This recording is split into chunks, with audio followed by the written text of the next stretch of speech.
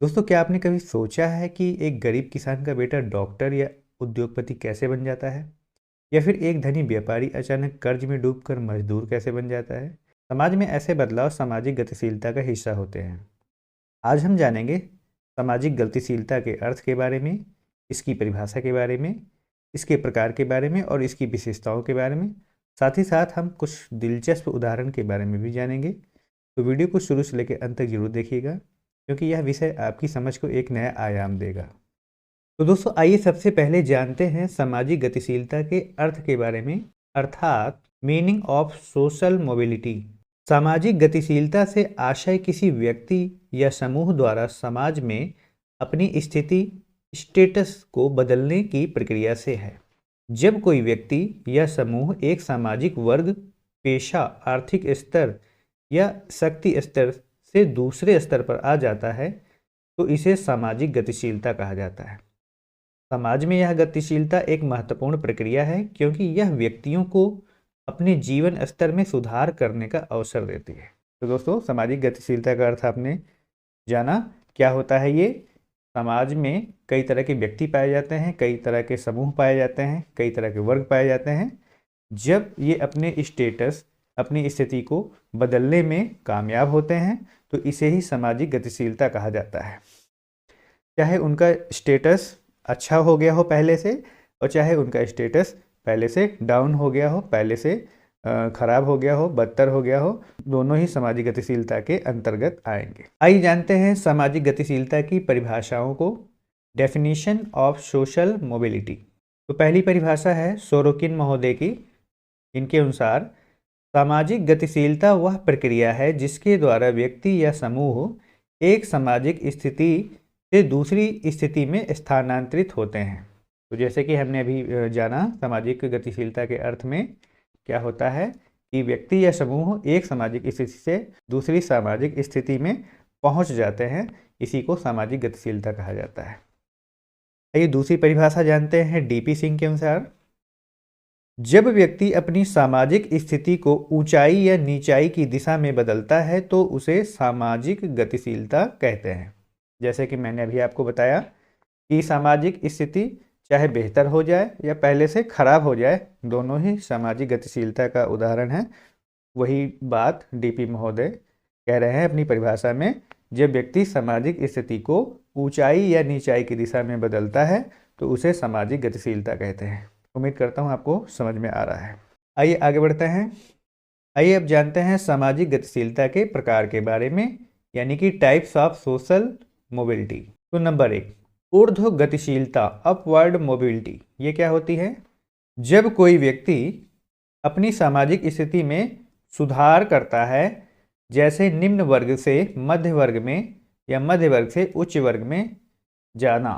ठीक है, यदि कोई व्यक्ति अपने सामाजिक स्थिति में क्या करता है, सुधार कर लेता है, यानी कि निम्न वर्ग से मध्य वर्ग में यानी कि ऊपर की ओर गया, मध्य वर्ग से उच्च वर्ग में यानी कि और ऊपर गया, तो यह क्या कहलाएगा? ऊर्ध्व गतिशीलता, अर्थात अपवर्ड मोबिलिटी।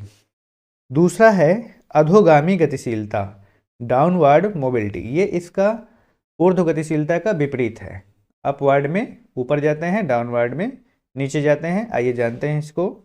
जब किसी व्यक्ति की सामाजिक स्थिति नीचे गिर जाती है, जैसे उच्च वर्ग से मध्य वर्ग में और या निम्न वर्ग में जाना। ठीक है, किसी अच्छी स्थिति, उच्च स्थिति में कोई व्यक्ति है, सामाजिक स्थिति में कोई व्यक्ति है, वह निम्न वर्ग में आ जाता है या ऊपर से नीचे यानी मध्य वर्ग में भी आ जाता है, तो वो क्या कहलाएगा?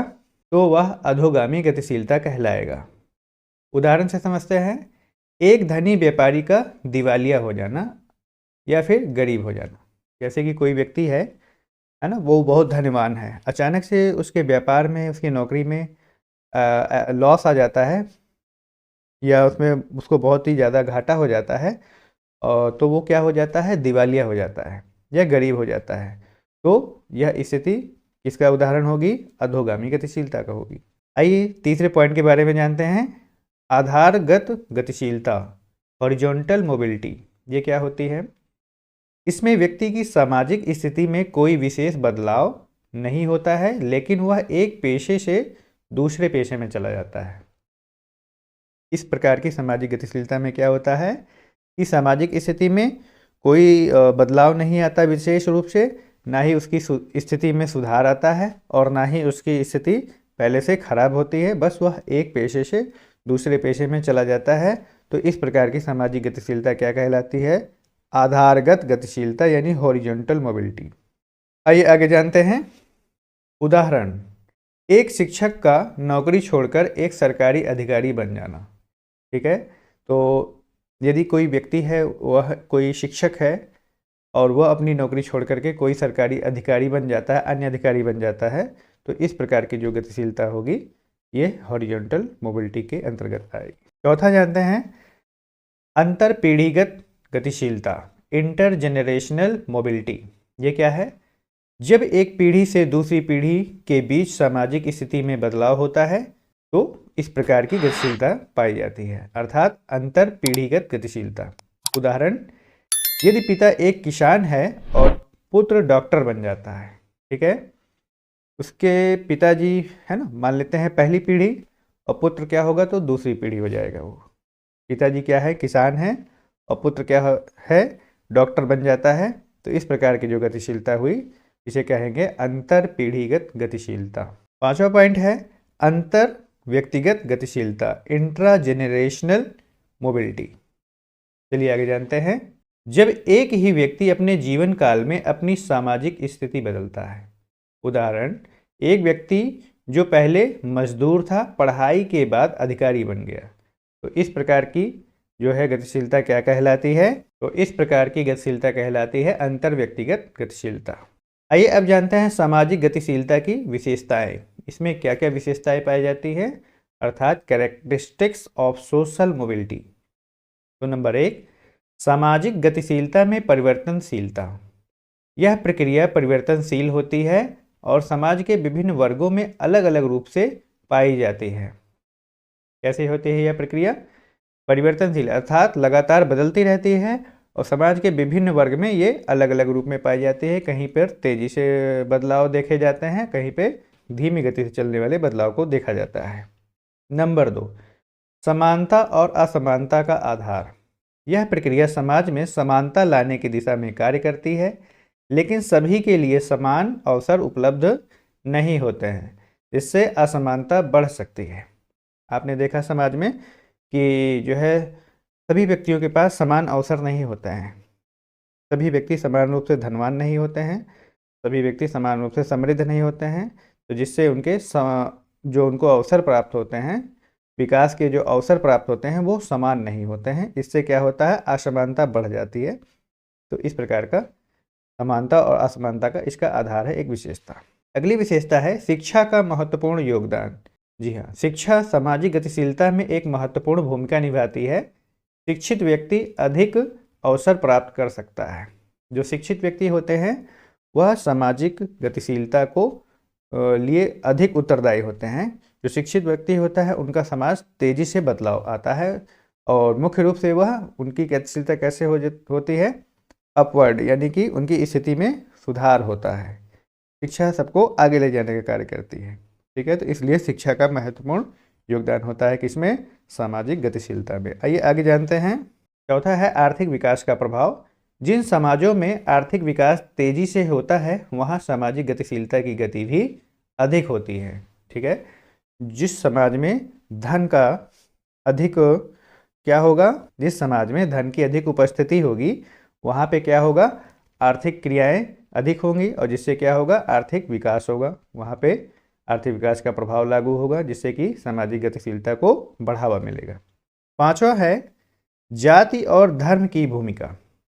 भारतीय समाज में जाति और धर्म भी सामाजिक गतिशीलता को प्रभावित करते हैं। परंपरागत जाति व्यवस्था में ऊर्ध्व गतिशीलता कठिन होती है, लेकिन आधुनिक समाज में यह संभव हो गई है। ठीक है, भारत जैसे देश में जाति और धर्म को बहुत ही अधिक महत्व दिया जाता है। परंपरागत जातिगत जो व्यवस्था थी पुरानी, है ना, उसमें क्या होता है, ऊर्ध्व गतिशीलता कठिन होती थी, यानी विकास का अधिक होना संभव नहीं था या संभावनाएं कम थी। लेकिन आधुनिक समाज में क्या है, ये संभावनाएं बढ़ गई हैं, लोग विकास कर रहे हैं, विकास की गति बढ़ गई है, सामाजिक गतिशीलता बढ़ गई है। आइए आगे जानते हैं, उदाहरण जानते हैं, एग्जाम्पल्स ऑफ सोशल मोबिलिटी। पहला एग्जाम्पल, डॉक्टर भीमराव अंबेडकर का जीवन एक उत्कृष्ट उदाहरण है, जिन्होंने निम्न जाति में जन्म लेकर समाज में सर्वोच्च स्थान प्राप्त किया, है ना। जैसा कि एग्जाम्पल, ये एग्जाम्पल बिल्कुल परफेक्ट बैठता है कि डॉक्टर भीमराव अंबेडकर का जीवन, शुरुआती जीवन कैसा था, बहुत ही निम्नतर था, ठीक है। ऐसे समाज से आते थे जो उस वक्त में बहुत ही उपेक्षित समाज था, बहुत ही उपेक्षित वर्ग था, लेकिन उन्होंने अपनी मेहनत और लगन से, शिक्षा से समाज में सर्वोच्च स्थान प्राप्त किया।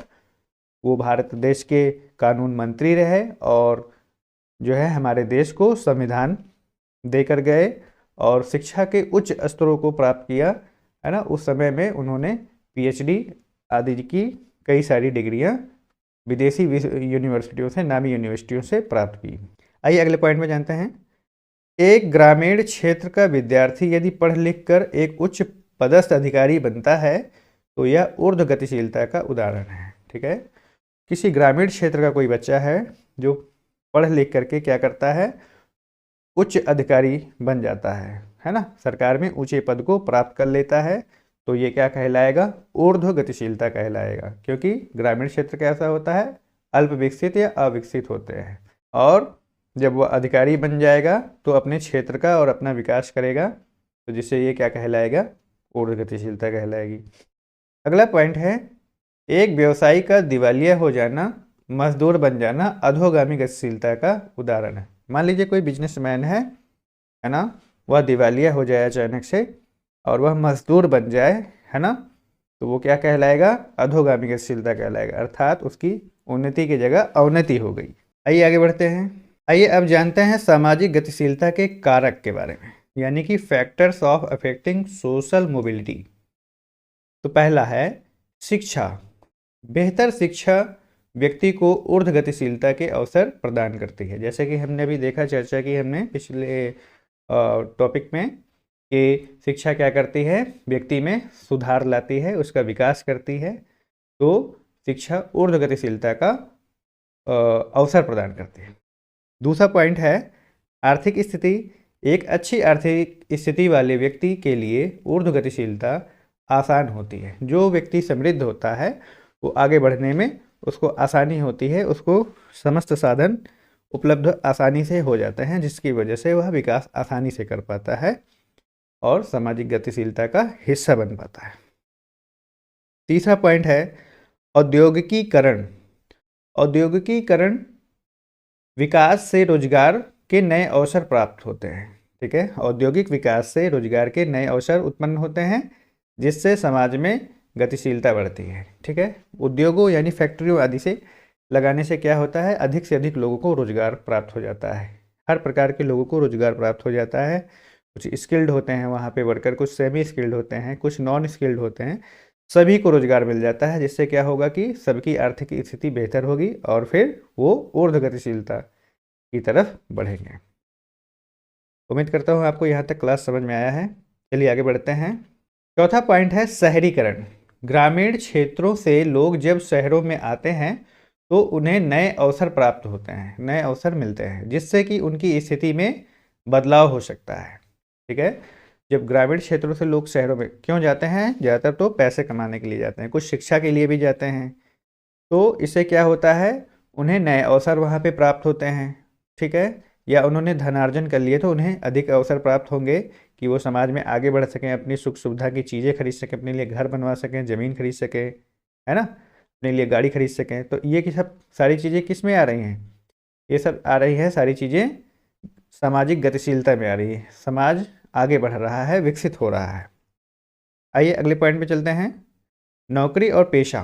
पेशा बदलने से भी सामाजिक गतिशीलता पर प्रभाव पड़ता है, ठीक है। कोई व्यक्ति मान लीजिए शिक्षक का कार्य कर रहा है, या मान लीजिए कोई व्यक्ति मजदूर का कार्य कर रहा है, उसने अपना पेशा बदला और वह क्या करता है, कोई छोटा मोटा बिजनेस कर लेता है और उसका बिजनेस काफ़ी ग्रो होने लगता है, तो क्या होगा, उसकी समृद्धि बढ़ेगी और फिर क्या होगा, वह सामाजिक गतिशीलता को गति देगा, यानी कि सामाजिक गतिशीलता का हिस्सा बन पाएगा। आइए अब जानते हैं निष्कर्ष, क्या निष्कर्ष निकलता है इसका। सामाजिक गतिशीलता समाज के विकास का एक अभिन्न हिस्सा है। यह समाज में समानता लाने, व्यक्तिगत उन्नति को बढ़ावा देने, सामाजिक ढांचे में बदलाव लाने में सहायक होती है। आधुनिक समाज में शिक्षा, औद्योगिकीकरण, आर्थिक विकास के कारण सामाजिक गतिशीलता की गति तेज हो गई है। यदि समाज में सभी को समान अवसर मिले तो यह प्रक्रिया समाज के कल्याण में और अधिक योगदान दे सकती है। तो यह था आज के क्लास का निष्कर्ष कि सामाजिक गतिशीलता में तेजी कैसे ला सकते हैं। अगर समाज में सभी को समान रूप से अवसर मिलेंगे तो सभी लोग अच्छे प्रकार से समाज कल्याण में और भी अधिक योगदान दे सकते हैं और अपनी उन्नति कर सकते हैं, जिससे कि सामाजिक गतिशीलता को बढ़ावा मिलेगा। उम्मीद करता हूँ आज का आपको क्लास समझ में आया है। अगर आपको क्लास समझ में आया है, नॉलेजेबल लगा है, तो कृपया वीडियो को लाइक, शेयर, कमेंट करिएगा। चैनल पे नए हैं तो चैनल को सब्सक्राइब करके बेल आइकन जरूर दबा लीजिएगा। और इस क्लास का PDF आप हमारे टेलीग्राम चैनल से डाउनलोड कर सकते हैं, तो वहाँ से आप जा करके इसका PDF डाउनलोड कर लीजिएगा। मिलते हैं नेक्स्ट क्लास में, तब तक के लिए धन्यवाद। जय हिंद, वंदे मातरम।